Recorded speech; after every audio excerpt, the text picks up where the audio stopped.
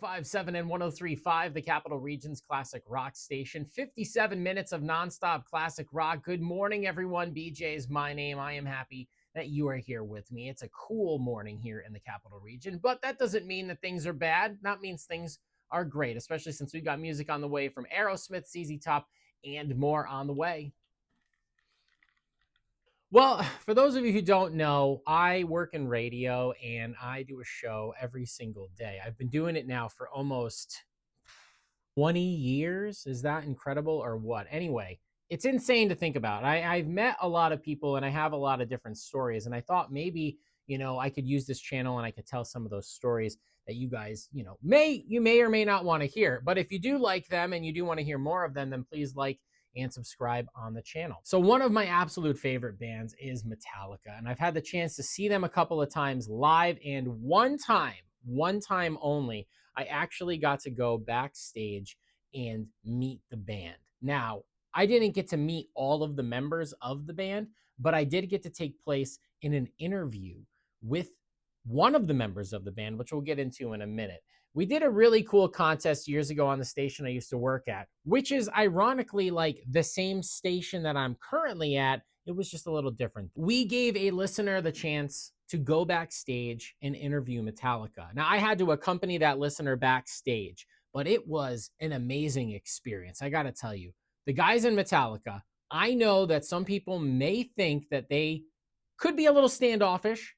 They were super, super nice, at least the ones that I got to meet. I got to meet James, Lars briefly, and Robert, but I didn't get the chance to meet Kirk, that would have been amazing. The entire time that we were backstage, I'm assuming that Kirk was getting ready for the concert by watching a horror movie or something in the back. So anyway, it's the night of the concert. I meet up with our winner. He's got all of his questions prepared, and they are meticulous, by the way. This guy has prepared questions for every single member of the band on the off chance that it could have been James, it could have been Lars, it could have been Kirk, it could have been Robert, it could have been anybody. It's always good to be prepared. I think that's more prepared than I would have been, actually. So we arrive backstage and we meet up with our contact for the band and we ask, who is going to be the member we're going to be interviewing?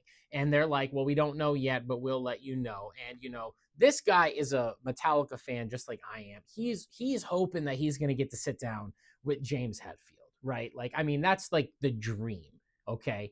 But any member of that band to sit down with at any point in time would be an amazing experience. So we're sitting backstage and the room that they have us in is essentially like their warm-up room. It's Metallica's warm-up room. So there's a drum set that's in the back of us. There's a rack of guitars that I assume are either James or Kirk's sitting there as well, and a whole bunch of bass guitars that were Robert's. Just being in that room alone was like mind-blowing for somebody who had been listening to Metallica for years and years at this point, like I have, let alone the guy that I'm with, who has been listening since probably the days of Kill 'Em All, honestly. Like he was like when I say he was a fan, like this guy was like, he ate, slept, and breathed Metallica. So me and the guy are sitting back in the room and we're just waiting. He's going over his questions. I'm wandering around looking at all the equipment, and suddenly walks in the door. We both look up. It was like slow motion, I swear to God. James Hetfield comes in and he just stands there while the guy that is our contact is talking to him. We're just looking at him like, holy crap, this is James Hetfield. The guy that I was with, I swear to God, was crapping his pants. And he looked at both of us and just said hello. Like, he was super cordial. He asked us how we were doing. We both said fine. That was surreal. It was amazing. I wish that I could have talked to him more, but obviously, you're not going to push the envelope or anything like that. But we saw like all the members. Lars had walked past at one point too, and we both he said, "Hi, Lars," like to him as he was walking by, and he turned and he waved to us because he didn't know who we were. We could have been anybody. We could have been one of the crew members or whatever. But we said hi to Lars, and I'm always going to remember that. But the person that we ended up interviewing was the bass player, Robert Trujillo. And my God, was that one of the coolest things that I have ever gotten to see take. Now, I know what you're thinking, like of all the people to interview, like Robert, like why would that excite you? Because, Robert's career speaks for itself. He's been with Metallica since the Saint Anger album. This was during the Death Magnetic tour. So, he's got some really good songs on those albums, especially Death Magnetic, that he kind of took on and wrote himself. It was like that first type of thing that had happened since like the anesthesia pulling teeth and everything, where you really had a really good focus on bass and everything. It's fantastic. I love it. Say what you will about the Death Magnetic album. I enjoy it. Anyway, all right. So we're there. We're doing the interview. Robert is cool as hell. This guy is asking questions that even were questions that I would have never thought to ask.